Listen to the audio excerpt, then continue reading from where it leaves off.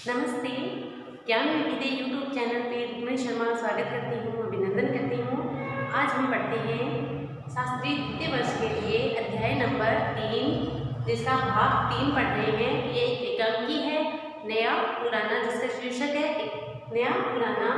लेखक है इसके उपेंद्रनाथ अष्ट जी। पात्र परिचय देवचंद, प्रतिमा, रविदत्त, भाभी, कमल और गजेंद्र, ये इसके पात्र है। एकांकी के पात्र परिचय भाग 3 का अध्ययन कर रहे हैं। जैसा कि मैं कुछ रिवीजन करती हूँ एकांकी में क्या चल रहा था। जैसे कि हम जानते हैं, हमने पढ़ा है पीछे के 2 भागों में हमने पढ़ा है कि रविदत्त और देवचंद के बीच में वार्तालाप से ये एकांकी शुरू होती है। रविदत्त है जिसके मन की भावनाएं थोड़ी कुटिल हो गई है कि रानी हार को लेकर के। देवचंद था जिन्होंने अपने इस मित्र को है इसके विवाह पर है रानी हार दिया था 4 महीने पहले इनकी शादी होती है। तब इन्होंने इनसे गहने मांगे थे, जो उसमें से रानी हार है सबसे भारी गहना है वो रविदत्त को देता है। रविदत्त है जो कि उसके मन में अब लालच आ गया है, और लालच इसलिए आ गया है कि क्योंकि जो गहना उसे मिला है वो देवचंद का भी नहीं है, किसी अन्य का है। वो जो देवचंद के पास अमानत के रूप में है वो रखे गए हैं, उन गहनों में से वो हार दिया गया था रविदत्त को। तब ये रविदत्त है उसके मन में बेईमानी आ जाती है और वो उस हार को खुद निकल जाना चाहता है, और देवचंद को भी कहता है कि दबा जाओ सारे गहने, 50,000 रुपये के जो गहने हैं उन्हें तुम दबा जाओ, तुम्हें कोई कहने वाला नहीं है, क्योंकि इन गहनों की न तो कोई लिखा पढ़ी की गई है और न ही किसी के सामने ये गहने आपको दिए गए, इसका कोई सबूत नहीं है। इसलिए तुम इन गहनों को खा जाओ, दबा जाओ और अपनी जिंदगी है वो ऐसे जियो। जबकि देवचंद है एक ईमानदार शिक्षक है, वो नहीं चाहता है कि जो मैंने अपने 12 वर्षों से जो शिक्षा के क्षेत्र में जाकर अपनी प्रतिष्ठा कायम की है, अपनी ख्याति की है, अपनी जो छवि बनाई है, उज्जवल छवि जो बनाई है वो धूमिल हो, और किसी भी प्रकार से है उसे छवि पर है वो दाग लगे, वो दागदार हो जाए, ऐसा वो नहीं चाहता है। तो रवि देवचंद है वो नहीं चाहता है बिल्कुल भी। और जब उसकी पत्नी प्रतिमा है वो भी ये कहती है कि सही तो कह रहा है रवि कि कौन पूछने वाला है उस हार के बारे में, उस गहनों के बारे में कौन पूछने वाला है। तो वो अपनी पत्नी को भी यही कहता है कि मैं ऐसा बेईमानी का कार्य है वो नहीं कर सकता हूँ। और फिर वो देवचंद किसी तरह से अपनी पत्नी प्रतिमा को राजी करता है कि तुम वो रानी हार रविदत्त से निकलवाने में मेरी मदद करो, क्योंकि ऐसे तो वो देने वाला है नहीं, मांगने से तो वो देने वाला नहीं है, बहुत ही ढीठ बना हुआ है, जिद्दी बन रहा है। मैंने उससे मांगा है लेकिन वो हर बार मेरी बात को है वो हंसकर टाल जाता है। इसलिए प्रतिमा तुम है वो मेरी मदद करो ताकि मैं वो रानी हार को निकाल सकूं और उस लिली की माँ को है वापस लौटा सकूं। लिली की माँ थी जिसने ये गहने हैं वो देवचंद के पास गिरवी रखे थे, क्योंकि उसका जो वैष्णवी पति था वो इन गहनों को उड़ा देता। शराबी उसका पति था, बुरी लत उसे लगी हुई थी, तो वो इन सारे गहनों को उड़ा देती। जबकि लिली की माँ चाहती थी कि गहने हैं वो बचे रहे ताकि मैं अपनी बेटी का विवाह है वो आराम से कर सकूँ, सुखपूर्वक कर सकूँ। और प्रतिमा है वो भी है उन गहनों को दबाना चाहती है, उसके मन में भी कहीं ना कहीं है कुछ बेईमानी के भाव है वो भरे हुए थे। वो किसी तरह से देवचंद है वो उसे मनाने का प्रयास करता है कि तुम मेरी मदद करो। और प्रतिमा है जो देवचंद को भी कुछ खरी खोटी सुनाती है, कुछ कटु वचन है वो कहती है कि तुम्हारा उस लिली की माँ से क्या संबंध है कि तुम इतना बड़ा बोझ अपने कंधों पर लिए हुए हो, क्या लगती है वो तुम्हारे। इस तरह से कुछ कटुए वचन है वो प्रतिमा के द्वारा कहे जाते हैं। तब देवचंद कहता है कि मैं कसम खा के कहता हूँ मैं सारे के सारे गहने हैं वो लिली की माँ को लौटा दूंगा, बस एक बार मुझे वो रानी हार है वो वापिस मिल जाए ताकि मैं लिली की माँ को उसके सारे गहने हैं वो दे सकूँ और अपनी इस जो ये जिम्मेदारी है इससे मुक्ति पा सकूँ। तो इसलिए वो प्रतिमा को समझाना कहता है। देवचंद है वो प्रतिमा से कहता है कि तुम मेरी चिंता नहीं करो प्रतिमा, जैसे मैं कहता हूँ तुम वैसे ही करो, मैं आज ही लिली की माँ को उसकी अमानत है वो लौटा दूंगा। नौकरानी से कहते देखो भाई तुम जल्दी जाओ, लिली की माँ को बुला लाओ, कहना जरूरी काम है, बिल्कुल नहीं कि जल्दी ही चली आए। नौकरानी है वो लिली की माँ को बुलाने चली जाती है। फिर नौकरानी को आवाज देता है कि ठहरो, कुछ रुपये निकाल कर देता है कि तुम उसे पैदल मत लेके आना, टांगे में लेकर आना, तागा लेकर जाओ। तो नौकरानी कहती है कि उसका घर तो बहुत दूर नहीं है, पास में ही है, पैदल आ जाएंगे। फिर भी कहता है कि जैसा मैं कहता हूँ तुम वैसा ही करो, पैसे ले जाओ और लिली की माँ को तांगे में ही लेकर देना चाहता हूँ। देखो प्रतिमा, भगवान के लिए मेरी मदद करो। अपनी पत्नी से रिक्वेस्ट करता है। भाभी तैयार होगी, मैं उन्हें अच्छी तरह जानता हूँ। अब जो रवि दत्त की पत्नी है भाभी, जिसको हार दिया गया था, वो कहीं पर जाने के लिए तैयार हो रहे हैं, सब दस के तैयार हो गए। उसने सारे गहने पहने होंगे, उसने वो रानी हाथ में उसने जरूर पहना होगा। तो एक योजना के द्वारा वो उससे हार है वो लेना चाहते हैं। प्रतिमा, आपका ध्यान किधर है आज? अभी तो साड़ी बदली है। तो जो देवचंद है प्रतिमा को कहता है कि जाओ तुम जल्दी से साड़ी बदल लो। तो कहती तुम्हारा ध्यान किधर है? अभी तो मैंने साड़ी बदली है। देवचंद कहते हैं लेकिन यह, तो प्रतिमा कहते हैं मैं कोई नई नवेली दुल्हन तो हूँ नहीं, इन्हीं कपड़ों में चली जाऊंगी। देवचंद कहता है ठीक है फिर चलो। दोनों जाते हैं। देवचंद फिर मुड़ आता है। स्वागत अलमारी को ताला लगा है, कम से कम उसे तो खोल जाऊं ताकि ताला ढूंढने के लिए उन्हें दूर जाना न पड़े। जल्दी जल्दी जेब से चाबी निकालकर ताला खोलता है और फिर चाबी ताले में छोड़कर बाहर चला जाता है। कुछ एक क्षण के लिए खामोशी होती है। फिर प्रतिमा भाभी को साथ लिए हुए आती है। भाभी सीधी सादी मोटी गुलगोधनी स्त्री है, मुखाकृति उसकी प्रसन्न है, किंतु भाव शून्य भड़कीले वस्त्र उसने पहने हुए हैं। गहने कपड़ों की मोहब्बत उसके चेहरे पर साफ दिखाई देती है। भाभी है जिसे गहने पहनना, कपड़े अच्छे कपड़े पहनना साफ दिखते हैं। प्रतिमा, बस मैं जरा बालों में कंघी कर लूँ फिर चलती हूँ। यूँ तनिक चीजें करीने से रख जाऊँ, करीने से मतलब व्यवस्थित तरीके से है वो रख जाऊँ। वेद जी मालूम होता है इधर उधर कर गई हैं, हंसती हैं, उनकी आदत कभी न सुधरेगी। शीशा, कंघी, क्रीम आदि करीने से अंगीठी में सजाकर रखती है, नहीं तो मास्टर जी यूँ ही शोर मचा देंगे। मास्टर जी यानी किसके लिए? देवचंद के लिए। वेद जी रवि दत्त के लिए आया है। उन्हें तो जरा सी अव्यवस्था भी बुरी लगती है। कुर्सियों पर बिखरे हुए कपड़े व्यवस्था के साथ खूंटियों पर टांगती है। तो पाँव में क्या पहनकर चलूँ? कपड़ों वाली अलमारी से उजले खाने से एक दो जूते की जोड़ी निकालती है। गुड़ का भी पहन जाऊँ, उसे उठाकर देखती फिर अलमारी में रख देती है। ना बाबा, वहाँ तो नंगे पाँव ही चलना पड़ेगा। कोई और फिर उससे पहली बार ही अचानक ही देखा हो, अरे तुमने तो सब गहने पहन लिए। ना बहन, कम से कम ये रानी हाथ तो लग जाओ, इतनी भीड़ होती है वहाँ, कोई बदमाश। तो भाभी कहती है कि तुमने मुझे पहले क्यों ना बता दिया? अब इतने ट्रंक कौन उठाए? ट्रंक बक्से, कितने बक्से कौन उठाए? पहले ही बता देते। प्रतिमा कहती है ट्रंक में रखने की क्या जरूरत है, इसी अलमारी में रख जाओ। घंटे आध घंटे में तो हम वापस आ ही जाएंगे। मैं तो तुम्हारे हित की बात करती हूँ, कोई खींचकर ले गए तो हाथ मलती रह जाओगी। देवचंद कहता है बाहर से जल्दी करो, फिर वहाँ इतनी भीड़ हो जाएगी कि जाना भी कठिन हो जाएगा।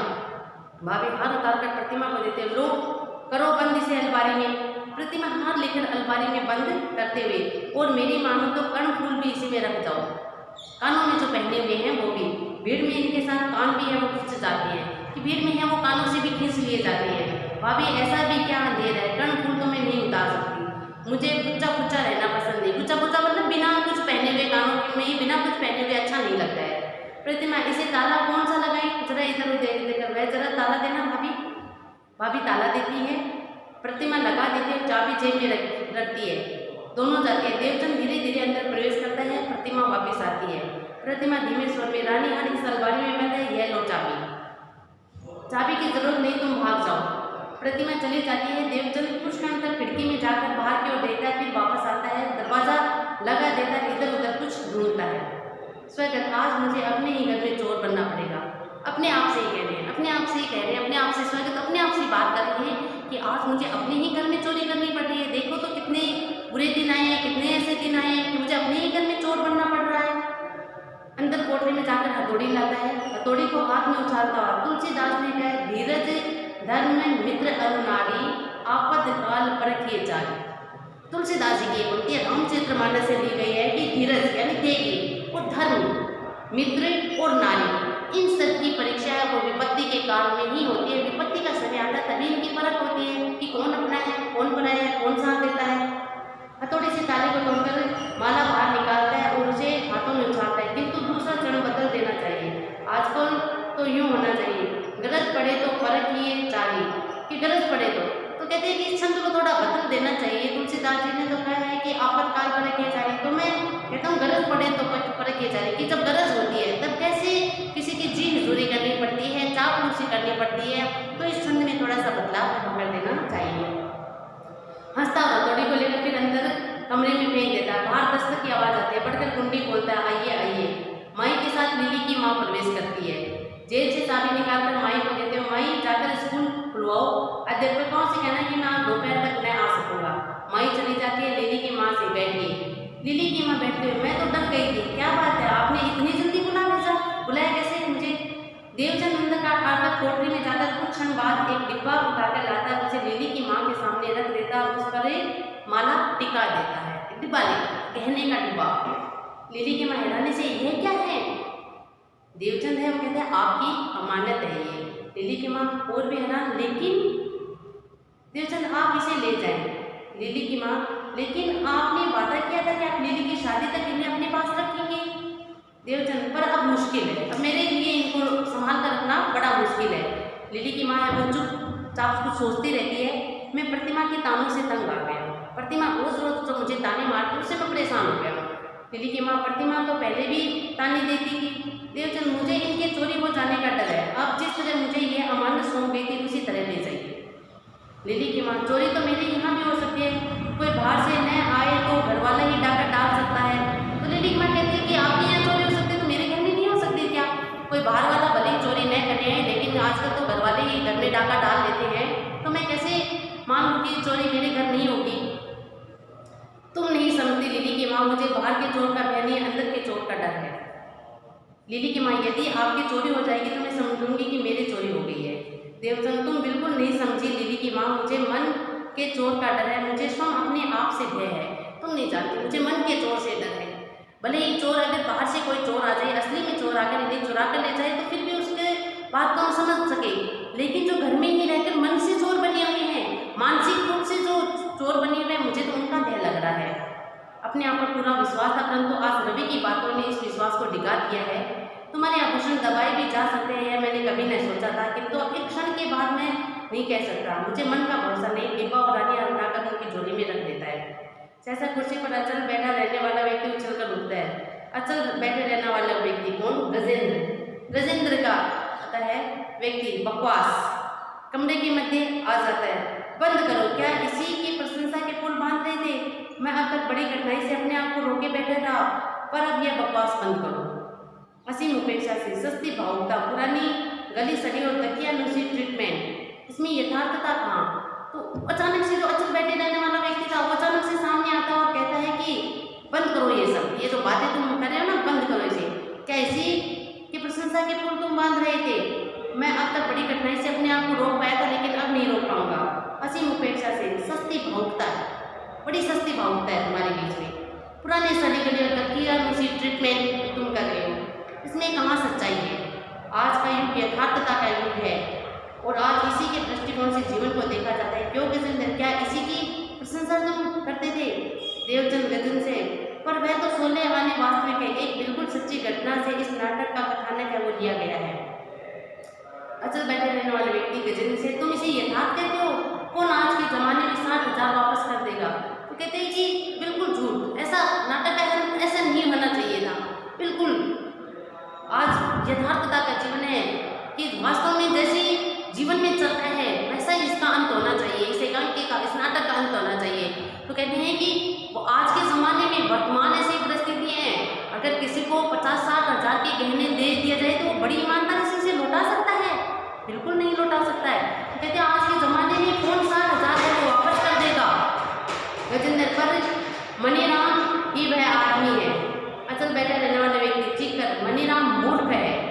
आज का यथार्थवाद ऐसे मूर्खों का चरित्र चित्रण नहीं करता। कहते हैं आज का जो युग है, आज की जो सच्चाई है जमाने की, वो ऐसे मूर्खों का चरित्र चित्रण नहीं करता। आज तो जो टंकी की चोट पर है, दूसरे का माल है, वो ऐसे ही हड़प जाते और डकार तक नहीं लेते हैं, उनका जमाना है। वह अपने वादों को छोड़कर आम आदमियों की बात करता है, वह आदर्श के पीछे नहीं भागता, यथार्थ के पीछे दौड़ता। आज का जमाना जो सच्चाई के पीछे नहीं भागता, आदर्श की बात नहीं करता है, वो यथार्थता के पीछे भागता है। आज का युग है वो कैसा युग है, कैसा दौर है, किसको स्वीकार करता है, कैसे लोग आगे बढ़ते हैं, इसको वो मानता है। ये यथार्थवादी है और यथार्थवादी, ये नाटक नहीं चलेगा। कोई और सुनो, देखो इस बार मसौदा मुझे दिखा लेना। और अचल कहते जैसा तुम कथानक लिखते हो वो मुझे पहले ही बता देना। गजेंद्र चकित और कहते हुए मूड गया था, पर मैं कहता हूँ यह एकदम यथार्थ है। 16 आने सच है। लिली की माँ की ओर देखा, तुम तो जानती हो मनीराम की बात। जैसा बढ़ता है वो गिर उठता है कि वास्तव में तुम तो जानते हो कि आज का युग है वो कैसा युग है, कैसा दौर है कि इसमें लोग एक दूसरों के पैसे को हजम कर जाते हैं, निकल जाते हैं, दबा जाते हैं और लोग हैं वो किसी को पता तक है नहीं चलने देते हैं। एक देवचंद ऐसा व्यक्ति वर्तमान समय में मिलना मुश्किल है जो 50-60 हज़ार के जो कहने हैं वो ऐसे ही ईमानदारी से है वो लौटा दे।